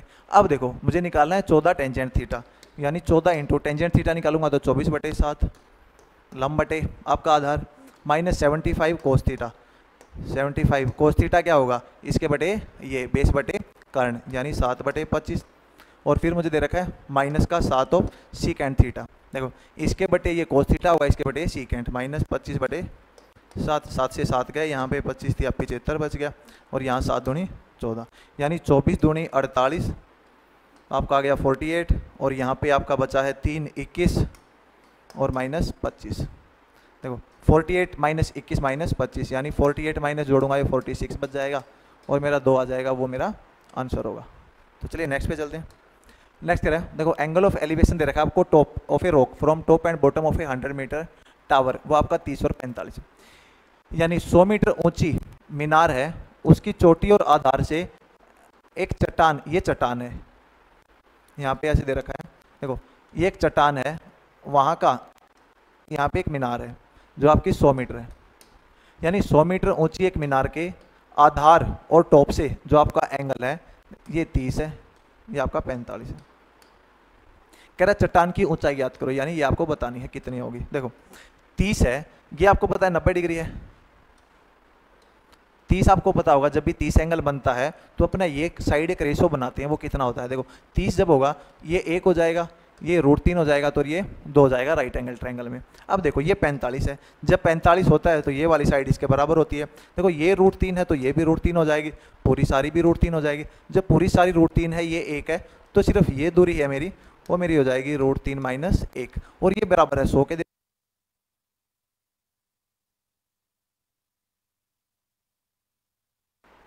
देखो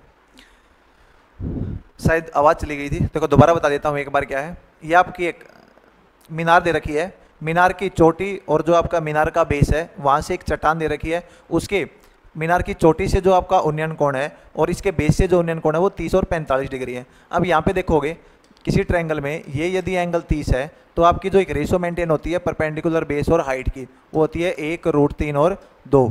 यदि ये एंगल 45 है तो मेरी जो रेशो मेंटेन होगी वो 1 1 और √2 होगी। यहाँ पे देखो ये 30 था तो ये मेरी 1 है तो ये √3 होगी।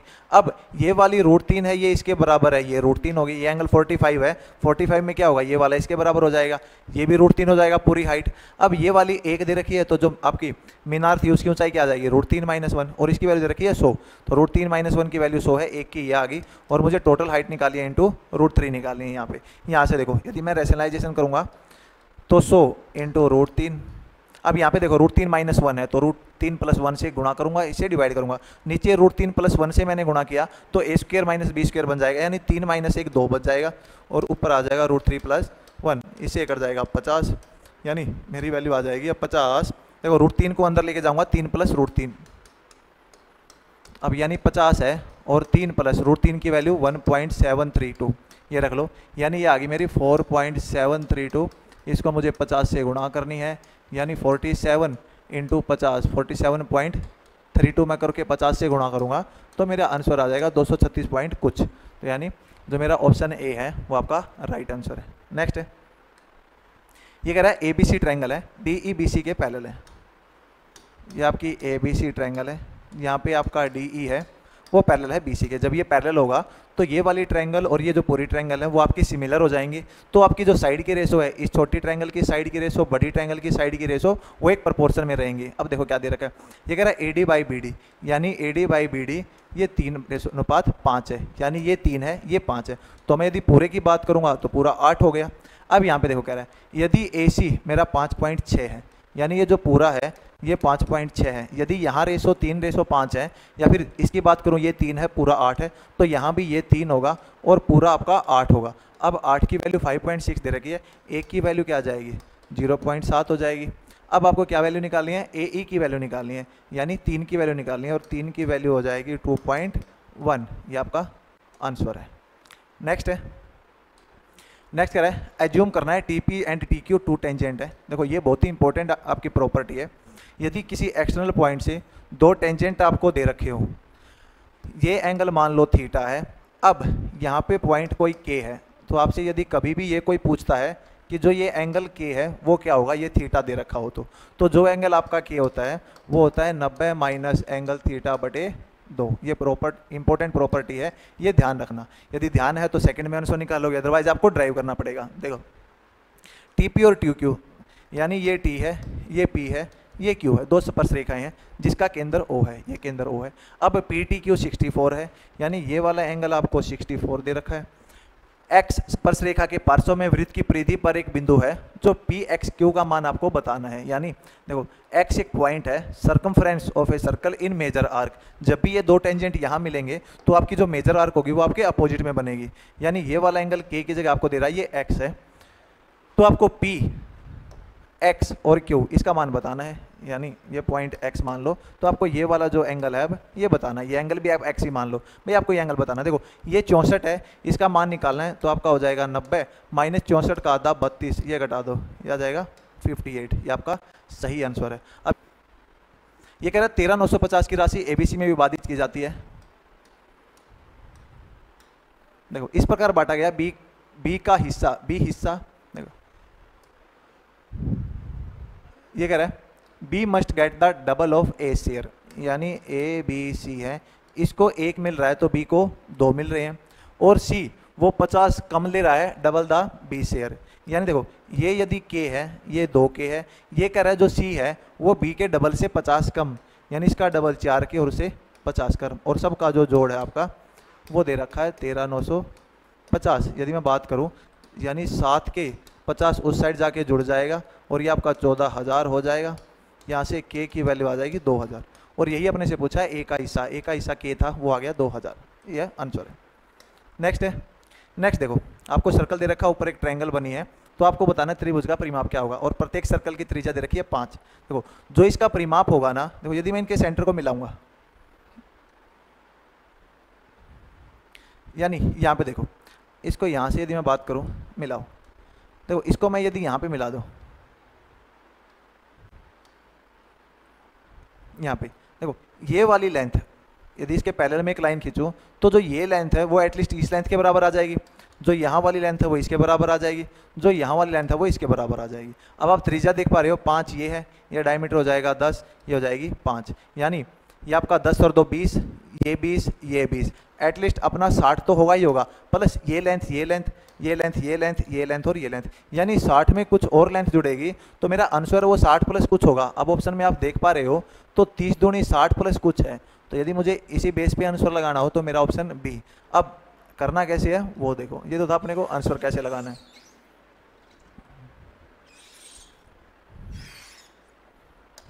देखो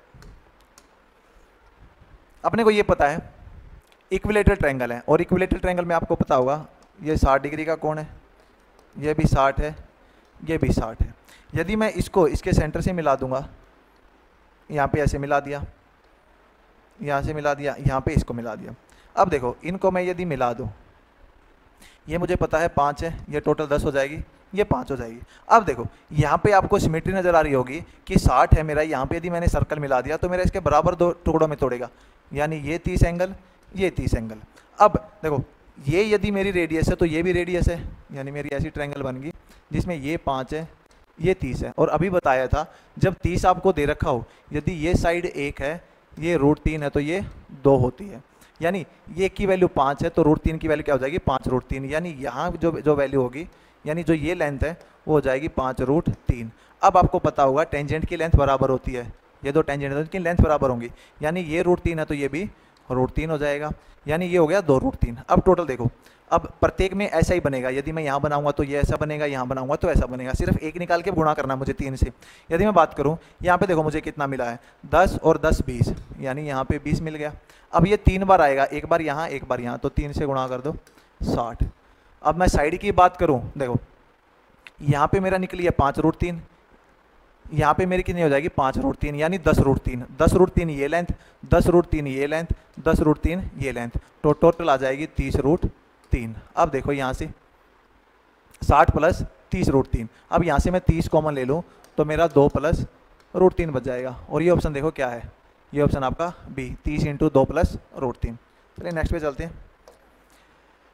नेक्स्ट आपको कह रहा है एक पाई चार्ट दे रखा है, कुछ सर्वे वगैरह बता रहा है, टोटल 4980 पर्सन है, तो कह रहा है फुटबॉल कितनों का फेवरेट गेम है, यानी फेवरेट गेम है आपके, परसेंटेज वाइज दे रखे हैं। देखो टोटल परसेंटेज की बात करूंगा, यानी आपका जो 100% है वो रिप्रेजेंट कर रहा है 4980 को, 1% किसको रिप्रेजेंट करेगा बटे 100, और अपने को फुटबॉल देखना है, फुटबॉल वाले हैं 30%, तो गुणा 30, इससे ये गया इससे ये गया, देखो 8 × 24 और 2 और 9 × 27 और 2 29, यानी ये आपका आ जाएगा 1494, ये आपका सही आंसर है। नेक्स्ट कह रहा है ग्रेटर नंबर जो 49 147 322 को डिवाइड करेगा और सेम रिमाइंडर छोड़ेगा। देखो सेम रिमाइंडर का कॉन्सेप्ट क्या रहता है, 49 147 322, देखो यहाँ पे कोई संख्या है, मैं कह रहा हूँ इसका कुछ मल्टीपल होगा, यहाँ मल्टीपल हुआ यहाँ मल्टीपल हुआ यहाँ मल्टीपल हुआ। अब सेम रिमाइंडर कैसे बचता है, देखो यानी यहाँ पे कोई वैल्यू है मेरी वो 49 है, यहाँ पे कोई वैल्यू है 147 है, यहाँ पे कोई वैल्यू है 322 है। देखो सेम रिमाइंडर कब बचेगा, जब यहाँ पे मेरी कोई वैल्यू थी मैं इसका 2 गुना गया, अब मेरा मान लो शेष बच गया 5, तो यानी ये इसके 2 गुणे से यहाँ पे डिफरेंस 5 है, फिर मैं इसका 4 गुना गया या 5 गुना गया, सेम रिमाइंडर बच रहा है, यानी यहाँ पे डिफरेंस भी 5 है, यहाँ पे डिफरेंस भी 5 है, इसके मल्टीपल से। देखो यहाँ से यहाँ मेरा डिफरेंस सेम था, यानी इसका पाड़ा पड़ रहा था, मैं 2 गुना हूँ 3 गुना हूँ। अब मुझे बताओ यहाँ से यहाँ डिफरेंस सेम है, यहाँ से यहाँ डिफरेंस सेम है, तो अपना यहाँ से मैं यहाँ जाऊँगा तब भी तो, यानी मैं बात करूँ देखो यहाँ से मैं यहाँ गया हूँ तब भी तो मेरी सेम वैल्यू आएंगी, यानी वो मल्टीपल में ही चलेगा, और वो किसका मल्टीपल चल रहा है, वो इनके डिफरेंसेस का चल रहा है, यानी अपने को कुछ वैल्यू दे रखी हो 49 147 322 या कुछ भी वैल्यू। अब ये कह रहा है कि सेम शेष बचेगा, तो सेम शेष में अपने को क्या करना है, देखो अब जो ये वैल्यू है वो क्या है, यहाँ से मैं यहाँ से यहाँ गया, मेरे को कुछ डिफरेंस मिला, अब मैं यहाँ से यहाँ जाऊँगा, सिर्फ डिफरेंस देखो, डिफरेंस ये डिफरेंस भी बराबर रहेगा। अब ये डिफरेंस भी बराबर रहेगा तो यानी इनके डिफरेंस का मल्टीपल अब चलेगा। तो डिफरेंस का मल्टीपल यानी मैं डिफरेंस निकाल लूँ और इसका यदि मैं हाईएस्ट कॉमन फैक्टर निकाल दूँ तो मेरा क्या है, प्रत्येक स्थिति में समान शेष बन जाएगा। देखो क्या करना है आपको, 49, 147, 322 का डिफरेंस लो। अब 147 और 49 का मैं डिफरेंस लूँगा तो मेरा 98 आ जाएगा। अब जो वैल्यू होगी वो मेरा 98 या इसका फैक्टर होगा। अब 98 का फैक्टर हाईएस्ट, इसमें से मुझे एक ही दिख रहा है, 14 से 98, यही मेरा आंसर है। या फिर आप डिफरेंस आगे फिर निकाल लो, जैसे 12 में से 7 गया 5, और उसके बाद 11 में से 4 गया, फिर 7 बच गया 175। तो यानी 98, 175 इनका HCF निकालना है, वही फिर 7 होगा यदि मेरी ये वैल्यू है, ऑप्शन ये है। तो बस जस्ट आपको क्या करना है, कभी ऐसा क्वेश्चन आ जाए कि बड़ी से बड़ी संख्या ज्ञात करो जिनको भाग देने पर प्रत्येक स्थिति में समान शेष बचे, तो क्या करो, इनका डिफरेंस निकाल के उसका HCF निकाल दो। नेक्स्ट है, देखो एक शॉपकीपर है, वो 10% प्रॉफिट में बेचता है और 30% कम वेट यूज करता है। देखो मान लो उसने 1000 ग्राम चीज खरीदी है, अब वो कह रहा है 10% प्रॉफिट पे बेचता है, 1000 ग्राम 1 रुपए की 1 ग्राम, मान लो 10% प्रॉफिट पे बेचेगा तो 1100 पे बेचेगा। लेकिन कह रहा है 30% कम वेट यूज कर रहा है, यानी वो 1000 ग्राम की जगह, यानी 1000 रुपए चीज की जगह 30% कम यानी 700 ग्राम की वस्तु दे रहा है, 700 रुपए की वस्तु दे रहा है। यदि 1 ग्राम की कीमत 1 है, देखो दे रहा है वस्तु इतने की और बेच रहा है इतने पे, यानी घर से 700 का सामान गया, पैसे आए 1100 के, कितने का प्रॉफिट हो गया, 400 का। किस पे, 700 पे गुणा 100, इससे ये काट दो, 400/7 ये आ जाएगा 57 सही 1/7%, ये आपका आंसर है। नेक्स्ट ये कह रहा है b sin theta is equal to a है, तो यहाँ से डायरेक्ट sin थीटा निकल जाएगा आपका a/b। देखो ये यदि आपकी ट्रायंगल है तो ये a है, ये b है, तो ये हो जाएगा b² माइनस a²। यहाँ से कह रहा है सीकेंट थीटा, देखो सीकेंट थीटा की यदि बात करेगा वो आ जाएगा b/b² माइनस a², और प्लस टेंजेंट थीटा की बात करेगा वो आ जाएगा b² माइनस a²। अब नीचे सेम दे रखा है माइनस a², ऊपर हो गया b प्लस a। देखो यहाँ से नीचे दो चीज़ आपकी बनती हैं, इसको मैं ऐसे लिख सकता हूँ a plus b a minus b, यानी b प्लस a है, नीचे एक तो हो जाएगा b प्लस a और एक आपका हो जाएगा b माइनस a। अब जो ऊपर b प्लस a है इसको मैं रूट की फॉर्म में लिखूँ तो ऐसे लिख सकता हूँ b प्लस a। अब नीचे b plus a b minus a, plus से प्लस कट जाएगा और रूट में है दोनों चीज़ें तो रूट कॉमन आ जाएगा, तो b plus a b minus a root आपका आंसर है। नेक्स्ट है, देखो ये आपको डायग्राम दे रखा है, आपको क्या करना है, 4 स्टेट यूटी का औसत निकालना है, यानी औसत निकालना है। ये कह रहा है टोटल नंबर मोबाइल है, 4 स्टेट यूटी के गिवन है। अब डायग्राम के बेस पे आपको आंसर देना है। देखो average of card sold in the 4 states और यूटी लाख रुपए में बताना है। यहाँ देखो यहाँ 20 है, यहाँ 15 है, यहाँ 25 है, इसको जोड़ो, इसको जोड़ो, इसको जोड़ो, इसको जोड़ो, सबको जोड़ के 2 3 4 और 5 से डिवाइड कर देना आपको, यानी इनका सम बटे 5 आपका आंसर आ जाएगा। जैसे आपको एवरेज निकालना है, औसत क्या होता है, संख्याओं का जोड़ बटे कितनी संख्याएं आपकी, यानी सबको जोड़ दो और 5 से डिवाइड कर दो। नेक्स्ट है, ये कह रहा है ABC है, किसी काम को 11, 20 और 55 दिन में कर सकते हैं। ये कह रहा है B डेली काम करता है और AOC alternate days beginning with A, यानी A से स्टार्ट होके एक दिन छोड़ के एक हेल्प करते हैं, तो कितने दिन में काम आपका खत्म हो जाएगा। देखो सबसे पहले इनका एलसीएम लो, एलसीएम कैसे लेंगे, इसका जो बड़ी संख्या है उसका पाड़ा पढ़ो, 55 एकम 55, 55 दूनी आपका आ जाएगा 110। क्या 110 इसके पाड़े में तो आ रहा है लेकिन 20 में नहीं आ रहा है, तो 110 का 2 गुणा करके देखो 220। जैसे ही 220 होगा, ये मुझे पता है ये 4 गुणा है, ये 11 गुणा है और ये आपका 20 गुणा है। अब देखो ये आपका दिन दे रखे थे, ये टोटल काम आ गया, ये एफिशिएंसी आ गया। अब यहाँ से अपने को कह रहा है कि आपको काम खत्म करवाना है, बी डेली काम करता है और ए और सी एक दिन छोड़ के एक दिन काम करते हैं, बिगनिंग विद ए, यानी पहले दिन बी के साथ ए हेल्प करेगा, अगले दिन बी के साथ आपका सी हेल्प करेगा, फिर बी के साथ ए हेल्प करेगा, फिर बी के साथ सी हेल्प करेगा, यानी ऐसे करके काम होता जाएगा। यदि मैं बात करूं, देखो यहाँ पे अपना चीज़ें रिपीट हो रही हैं, जहाँ से रिपीट हो वहाँ तक देखो, जैसे 2 दिन, पहले दिन ही आया दूसरे दिन ही आया, तो 2 दिन में अपना कितना काम खत्म हुआ। पहले ए और बी मिलके जब काम करेंगे तो टोटल अपना 20 और 11 31 काम हो जाएगा।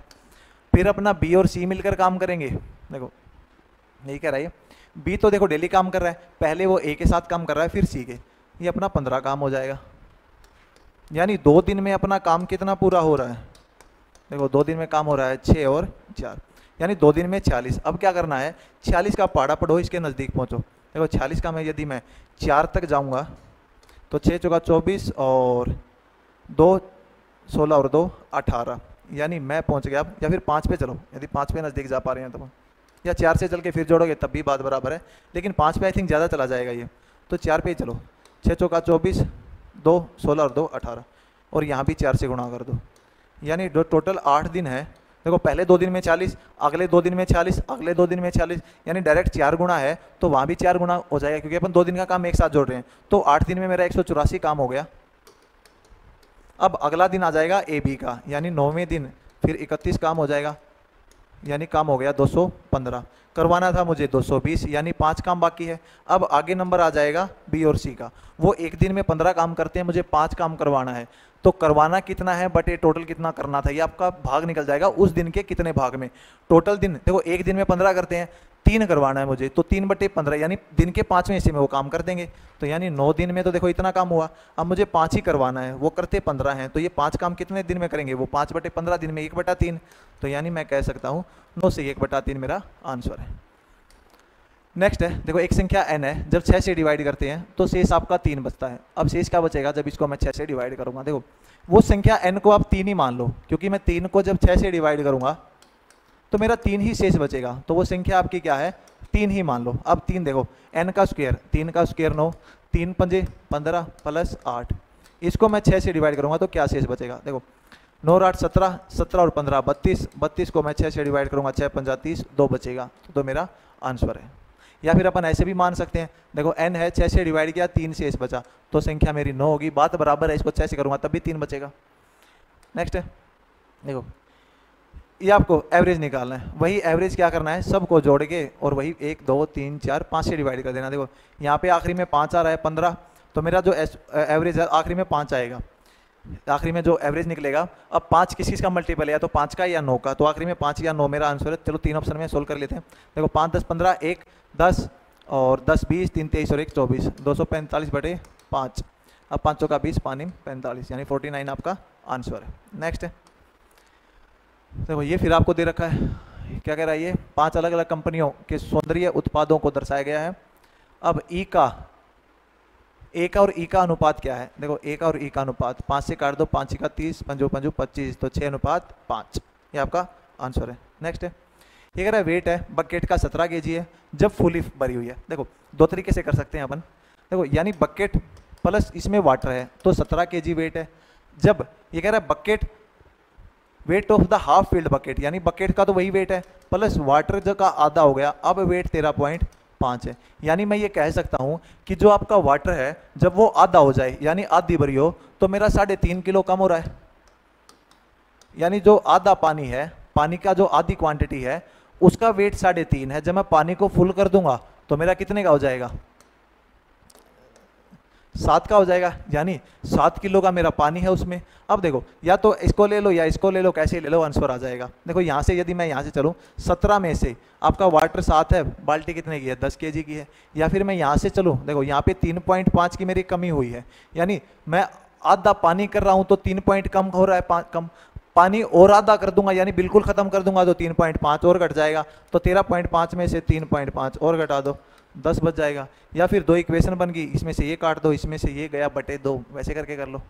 नेक्स्ट है, ये कह रहा ग्रेटेस्ट नंबर ढूंढना 5 डिजिट का, जिसको मैं 3 5 8 और 12 से डिवाइड करूं तो मेरा 2 शेष बचेगा। यानी इस संख्या को मैं डिवाइड करूंगा तो 2 शेष बचेगा। यानी दूसरा तरीके से मैं बात करूं कि जो इनका एलसीएम होगा, या फिर इन संख्याओं से या फिर इनके एलसीएम से मैं उस संख्या को डिवाइड करूंगा तो वो इनके मल्टीपल से 2 ज़्यादा है। यानी सब में से मैं 2 घटा दूँ, 9997, 99956, 99960 और 99958, ये 4 संख्याएं हैं। यदि मैं इनसे डिवाइड करूंगा 3 5 8 और 12 से, तो ये कंप्लीट डिवाइड हो जाएंगी, क्योंकि मैंने 2 घटा दिया। फिर मैं इनमें 2 जोड़ूंगा तो 2 शेष बचेगा।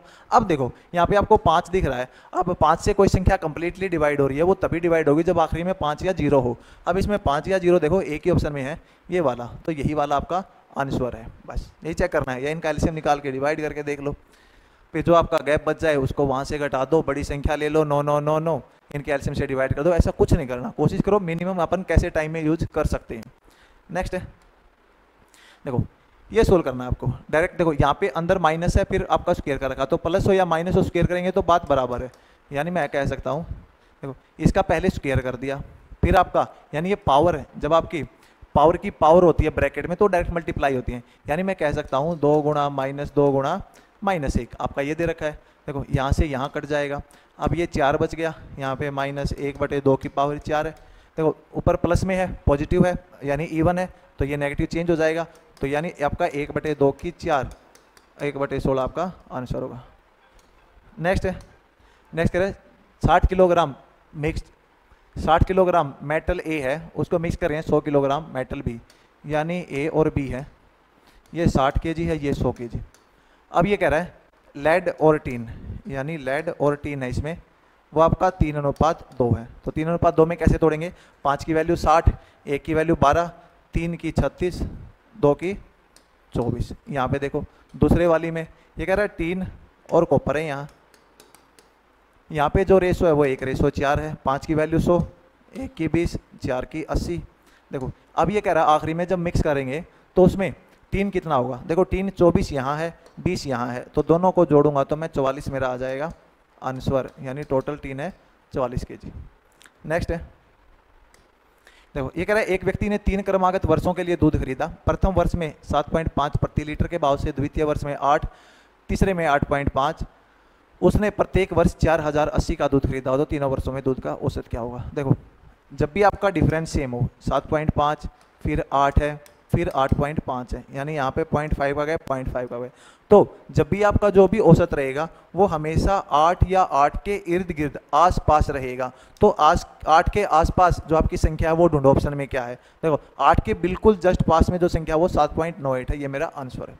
इसके अलावा देखो 2 तरीके हैं, या तो आप टाइम स्पीड डिस्टेंस में जैसे करते हो, टोटल डिस्टेंस कुछ भी मान लो फर्क ही नहीं पड़ता, प्राइस आपको बराबर दे रखा है, कुछ भी मानोगे फर्क नहीं पड़ेगा, टोटल डिस्टेंस बटे टोटल टाइम काउंट करते हैं। या फिर दूसरा जो बेसिक मेथड है, ये निकाल दो कि भाई 4080 में पहले साल कितना दूध आया, दूसरे साल कितने लीटर आया। देखो 4080 3 साल के लिए पे किए गए हैं, पहले में रेट था अपना 7.5 का, दूसरे में रेट था 8 का, तीसरे साल था 8.5 का, तो यहाँ निकल जाएगा कितने लीटर दूध आया, ये आपका आ जाएगा आई थिंक 544, यहाँ से डिवाइड करोगे ये आपका आ जाएगा 510, और इसको डिवाइड करोगे ये आ जाएगा 480 लीटर। अब टोटल आपको निकालना है कितने पैसे, आपका जो एवरेज है वो क्या है। देखो एवरेज के लिए क्या करो, 4080 का दूध खरीदा है 1 साल में, 3 साल में कितने का खरीदेगा, 4080 गुणा 3, और 3 साल में टोटल दूध कितना खरीदा है, इन सब को जोड़ दो। देखो जोड़ोगे तो ये आ गया 4 और 8 1 9, 9 और 4 13, और 5 और 5 10, 4 14 और 1 15, 1534। देख लेना कैलकुलेशन इधर उधर हुई हो तो जब मैं इसको डिवाइड करूंगा तभी मेरा यही आंसर आएगा 7.98।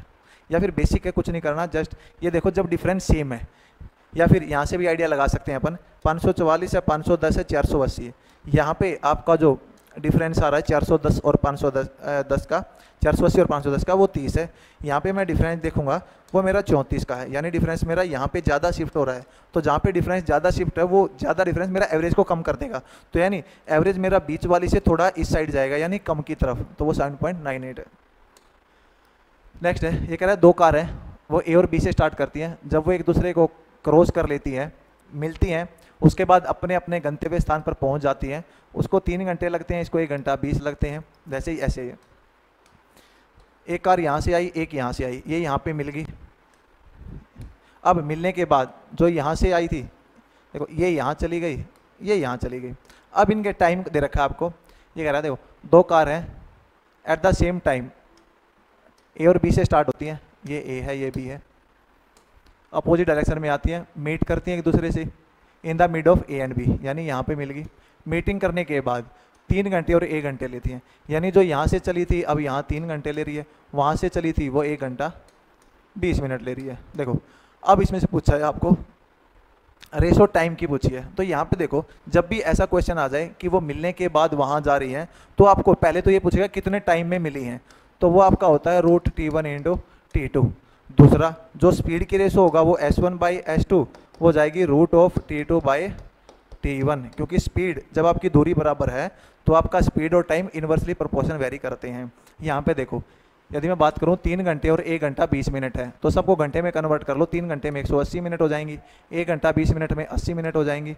तो 80 और 180 को मैं काटूंगा तो मेरा आ जाएगा ये 9 और 4, यानी देखो टाइम की रेशो आ गई 9 और 4। अब यहाँ पे इसका रूट भी करना है तो रूट में निकालूंगा तो 3 और 2 आ जाएंगी। अब एक ही ऑप्शन ऐसा है मेरा जिसमें 3 और 2 दे रखे हैं, तो ये मेरा आंसर है।